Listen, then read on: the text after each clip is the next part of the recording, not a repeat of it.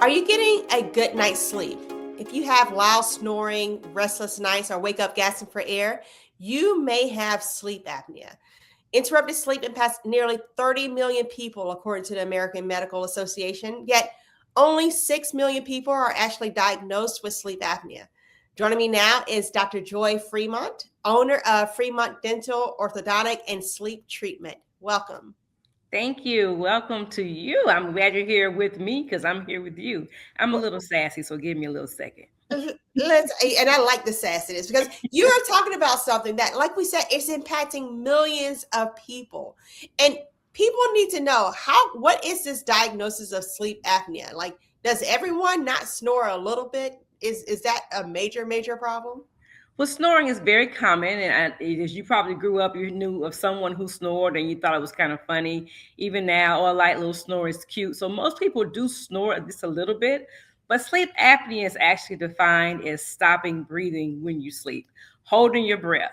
And as a doctor, we actually define it as holding your breath for at least 10 seconds. So those people that do it repeatedly over and over each night, every hour, anytime more than 5 times per hour is considered sleep apnea. So if you hold your breath 10 seconds and keep doing that over and over and over again, then you have sleep apnea. Now, here's the question I think a lot of our viewers may say: if I'm sleeping, then how do I know? Right? So Right. how are people being diagnosed with sleep apnea? There's only one way to actually be diagnosed, and that's with the sleep study. No, you can't wear your smartwatch and they can tell you're sleeping fine. Now, sleep apnea is diagnosed primarily by you going to your doctor with symptoms.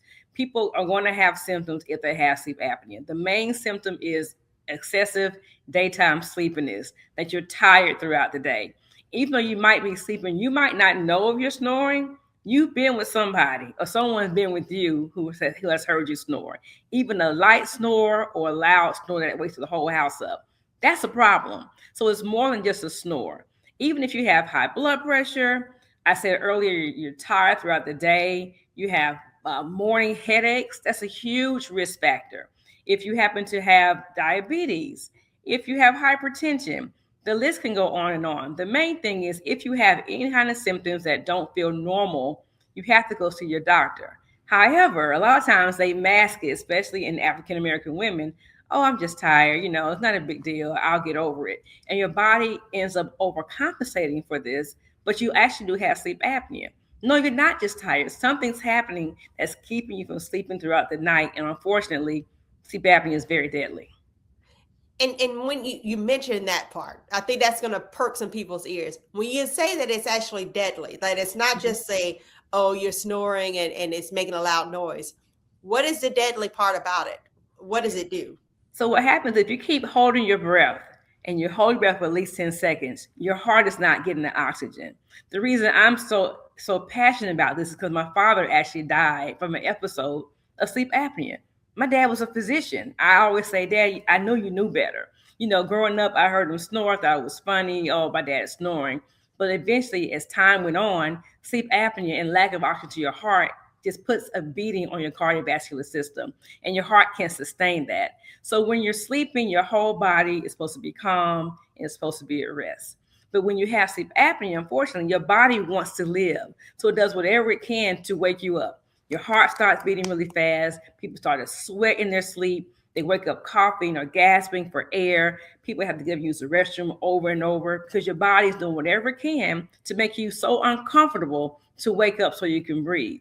And unfortunately, keep doing that over and over and over again at night, then you're tired throughout the day.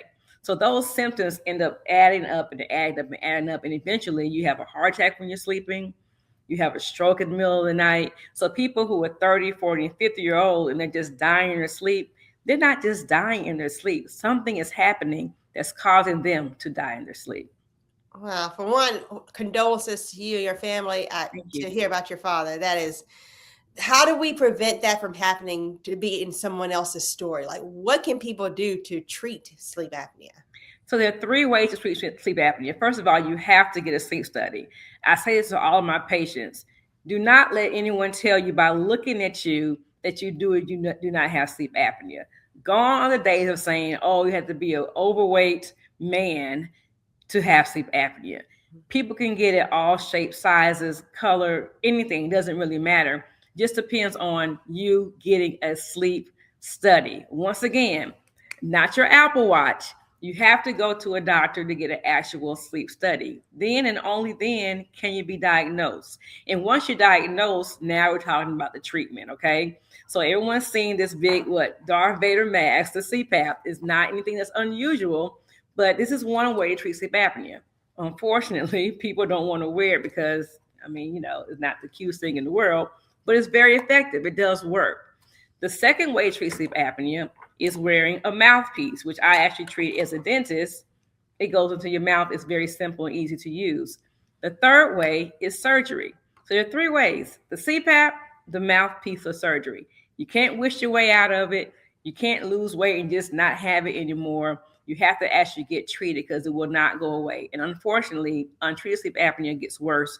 And then once again, we're back at the heart attacks, the strokes, the diabetes. And with these, CPAP machines, because let's be honest, no one wants to wear it. Most time patients, when they come in, they say it's just so uncomfortable, for one, but also that it's not the most sexiest thing. If you're talking about someone in their 20s and 30s who has sleep apnea, they have to go on a date with someone and bring them back home to a CPAP machine. They may be hesitant to actually do that, even if they knew it can save their life. So how do you make it more of a palatable thing, for lack of a better word, for people to wear the CPAP machine? Is there something now down the pipeline that can be a little bit more user friendly? Well, the pipeline is here right now. There are different ways. And what I always try to impose on my doctors that are treating sleep apnea is let the patients understand there are more ways than just to wear the CPAP. Like I mentioned earlier, the mouthpiece or the custom oral appliance. We make this in our office. It's custom made just for you, and it goes in your mouth. This is it. This is the entire thing. But what it does is actually moves your jaw forward to allow more air to come in so you can breathe your own air and not have to wear the mask overnight.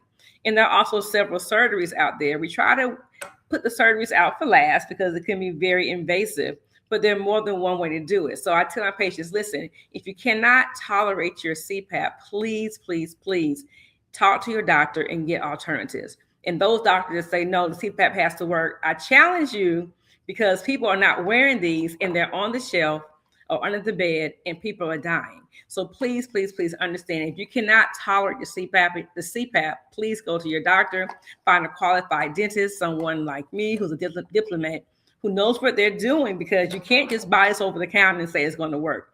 It has to be fitted just for you. It's custom made for your mouth so that it can move properly so you can breathe.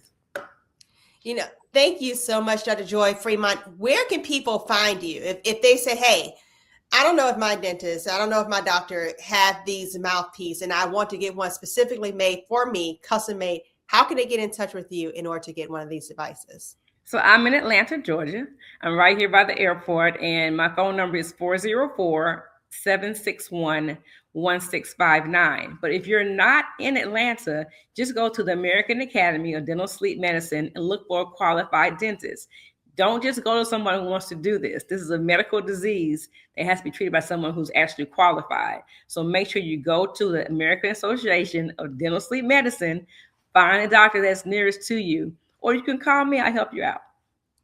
You know what? Thank you again, Dr. Fremont. We will definitely have you back on the show. We need to talk about oral health and bad breath fiddly. I heard you have a character that you speak about. But Yes. We'll have you back on the show as soon as possible.